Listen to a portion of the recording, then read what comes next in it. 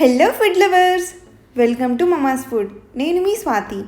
ఈరోజు నేను సగ్గుబియ్యంతో పునుగులు ఎలా ప్రిపేర్ చేయాలో చూపించబోతున్నాను. పిండి నానబెట్టే పని లేకుండా అప్పటికప్పుడు ఈ పునుగులు ప్రిపేర్ చేసుకోవచ్చు. బయట లేయర్ క్రిస్పీగా, లోపల స్పంజీగా, తింటుంటే ఇంకా తినాలి అనిపించేంత టేస్టీగా ఉంటాయి. ఈ పునుగులు మార్నింగ్ బ్రేక్ఫాస్ట్గా, ఈవినింగ్ స్నాక్గా ప్రిపేర్ చేయొచ్చు. చాలా బాగుంటాయి. మరి చూసేద్దామా ఎలా ప్రిపేర్ చేయాలో? Let's start. ముందుగా ఒక బౌల్లోకి 1 కప్పు వరకు సగ్గుబియ్యాన్ని యాడ్ చేసుకోవాలి. మంచి క్వాలిటీ సగ్గుబియ్యాన్ని యూజ్ చేయండి. తర్వాత ఇందులో 1 కప్పు పెరుగుని యాడ్ చేయాలి. మనం ఏ కప్పుతో అయితే సగ్గుబియ్యం తీసుకున్నామో అదే కప్పుతో పెరుగు యాడ్ చేయాలి. తర్వాత ఇందులో 1/2 కప్పు వాటర్ యాడ్ చేసుకుని మొత్తం అంతా మిక్స్ అయ్యేలాగా బాగా కలుపుకోవాలి. ఒకవేళ మీరు మార్నింగ్ బ్రేక్ఫాస్ట్ కోసం ప్రిపేర్ చేస్తున్నారనుకోండి, మార్నింగ్ లేవగానే కలిపి పెట్టుకున్నారంటే మీరు బ్రేక్ఫాస్ట్ చేసే టైంకి ఇవి సెట్ అయిపోతుంది. ఈ సగ్గుబియ్యాన్ని 1 గంట పాటు నాననివ్వాలి. 1 గంట తర్వాత చూపిస్తున్నాను చూడండి. సగ్గుబియ్యం పెరుగుని నీళ్ళను పీల్చుకొని బాగా నానింది. ఇప్పుడు ఈ సగ్గుబియ్యాన్ని ఒక మిక్సింగ్ బౌల్లోకి తీసుకోవాలి. తర్వాత ఇందులో బైండింగ్ కోసం 1/2 కప్పు బియ్యం పిండిని యాడ్ చేసుకోవాలి. ఒక మీడియం సైజ్ ఆనియన్ని ఇలా సన్నగా చాప్ చేసుకుని యాడ్ చేసుకోవాలి. నెక్స్ట్ ఇందులోకి సన్నగా తరిగిన 2-3 పచ్చిమిర్చిలను యాడ్ చేసుకోవాలి. 1 టీ స్పూన్ జీలకర్ర, సన్నగా తరిగిన 2 రెమ్మల కరివేపాకు, సన్నగా తరిగిన కొత్తిమీర,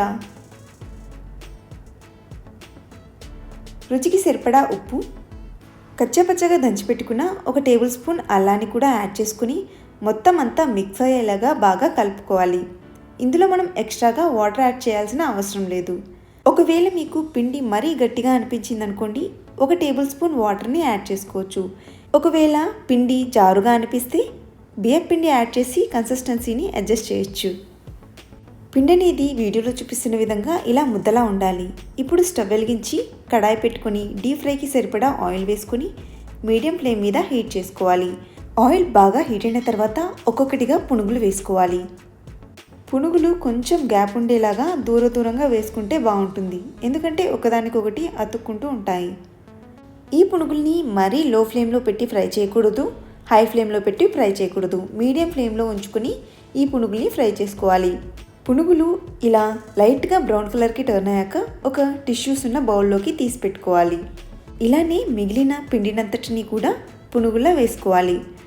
పునుగులు వేసిన వెంటనే గరిటెతో కలపకుండా 2 మినిట్స్ ఫ్రై అయిన తర్వాత గరిటెతో ఇలా కలుపుకుంటూ ఫ్రై చేసుకోవాలి.